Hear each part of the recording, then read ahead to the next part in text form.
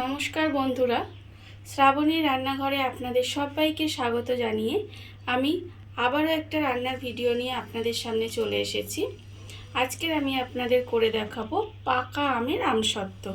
তাহলে চলুন, মাত্র দুটো উপকরণ দিয়ে এই পাকা আমের আমসত্ত্ব আমি কিভাবে বানাই সেটা আপনারা একবার দেখে নিন।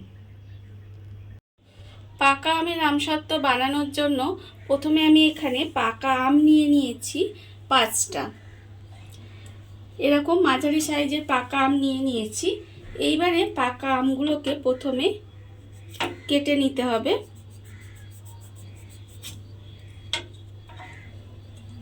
কেটে খোসা ছাড়িয়ে নেব। খোসা ছাড়িয়ে আমি কিন্তু আমগুলোকে প্রথমে কুচি কুচি করে একটু কেটে নেব। আমগুলো আমি এখানে কেটে ছোট ছোট করে টুকরো করে রেখেছি। এইবারে আমি একটা মিক্সিং জার নিয়ে নিয়েছি। তার মধ্যে এই ছোট কেটে রাখা আমগুলো এর মধ্যে দিয়ে দেব।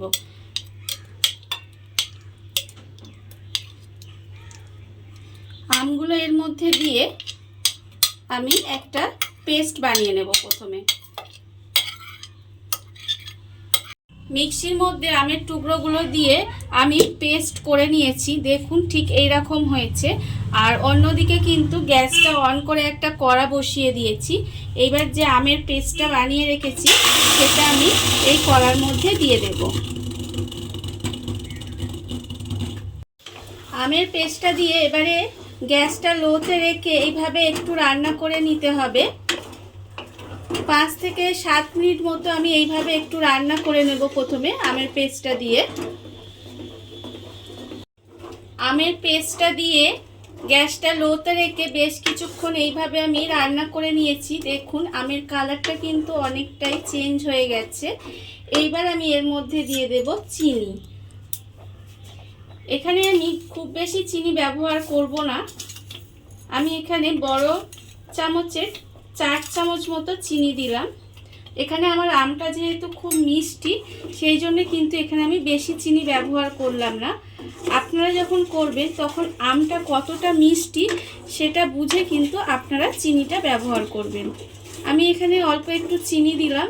দিয়ে এবারে খুব ভালোভাবে এইভাবে একটু রান্না হতে দেব যতক্ষণ না চিনিটা খুব ভালোভাবে গলে যায়।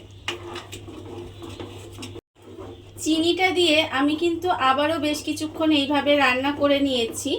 এর ফলে কিন্তু দেখুন চিনিটা কিন্তু খুব ভালোভাবে গলে গেছে। আর রান্নাটাও কিন্তু আমার প্রায় হয়েই এসেছে। আমি এর ঘনত্বটা আপনাদের দেখাচ্ছি। দেখুন ঠিক এই রকম হয়েছে। আর কালারটাও কিন্তু খুব সুন্দর এসেছে। এইবারে আমি এই অবস্থায় গ্যাসটা অফ করে দেব। অফ করে একটু ঠান্ডা করে নেব। আমের কাইটা আমি এখানে ঠান্ডা করে নিয়েছি। এইবারে আমি এরকম একটা থালা নিয়েছি। থালার মধ্যে আমি অল্প একটু সর্ষের তেল ব্রাশ করে দেব। কারণ আমি আমসত্ত্বটা যখন দেব শুকনো হয়ে যাবে, তখন যাতে আমসত্ত্বটা খুব সহজে উঠে আসে সেই জন্য কিন্তু তেলটা আমাকে ব্রাশ করে দিতে হবে। থালার মধ্যে তেলটা আমি ভালোভাবে ব্রাশ করে নিয়েছি। এইবারে এই আমের কাইটা আমি থালার মধ্যে দেব।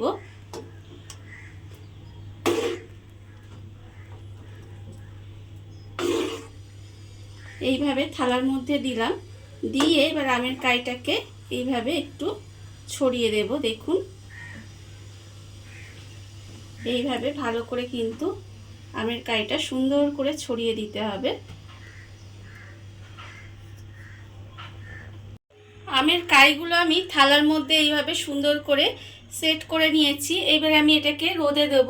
রোদে দিয়ে খুব ভালোভাবে রোদে শুকনো করে নিতে হবে, তাহলেই কিন্তু আমার আমসত্ত্ব রেডি হয়ে যাবে। আমসত্ত্বগুলো আমি এখানে রোদে দিয়ে খুব ভালোভাবে শুকনো করে নিয়েছি। এইবারে আমি আমসত্ত্বগুলো কেটে আপনাদের দেখাবো। দেখুন আমসত্ত্বগুলো ঠিক কিরম হয়েছে। প্রথমে আমি ধারগুলোকে একটু আস্তে করে কেটে নেব, তাহলে কিন্তু আমার আমসত্ত্বগুলো তুলতে সুবিধে হবে। এইভাবে ছুরি দিয়ে ধারগুলো আগে কেটে নিতে হবে। তারপরে আমি এইভাবে লম্বালম্বি করে আমসত্ত্বগুলো কাটবো। ঠিক এইভাবে দেখুন।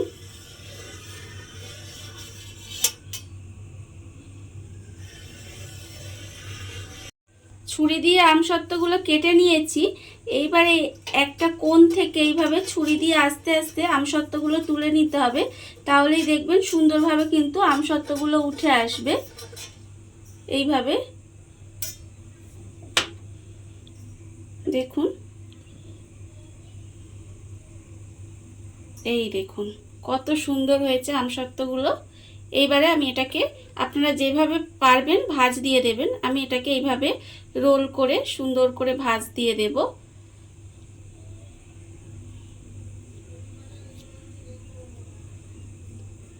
এইভাবে রেখে দিলাম। আর এইগুলো কিন্তু প্রত্যেকটা আমি এইভাবেই তুলে রোল করে ভাঁজ দিয়ে নেব। দেখুন আপনারা, আমসত্ত্বগুলো কিন্তু আমি এখানে রোল করে রেডি করে নিয়েছি। আর আপনারা তো দেখলেনই যে আমসত্ত্বগুলো কতটা পাতলা আর কতটা সুন্দর হয়েছে। আজকের এই রান্নাটা আপনাদের কেমন লাগলো কমেন্ট করে জানাতে একেবারে ভুলবেন না। আজ এই পর্যন্তই, নমস্কার।